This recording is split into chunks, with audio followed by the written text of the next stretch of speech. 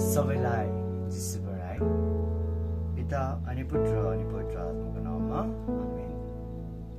आजको वचन एफिसीहरूलाई सन्त पौलले लेख्नु भएको धर्मपत्रबाट लिएको छु। अध्याय 3 अनि वचन 20 देखि 21 सम्म।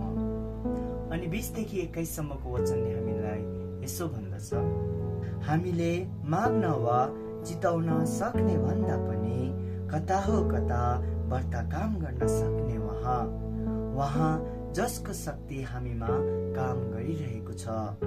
उहाँकै महिमा होस् धर्म मण्डलीमा अनि ख्रीष्ट येशूमा युग युगान्तर अनन्तसम्म आमेन। प्रभुको वचन। आउनुहोस् मेरा ख्रीष्टमा प्यारा दाजुभाइ तथा दिदी बहिनीहरू अनि मेरा प्रिय साथीहरू हो, आजको यस वचनलाई मनन चिन्तन गरौँ। अनि यस महिना येशूको पवित्र हृदयको महिना भएकोले आउनुहोस् प्रार्थना गरौँ।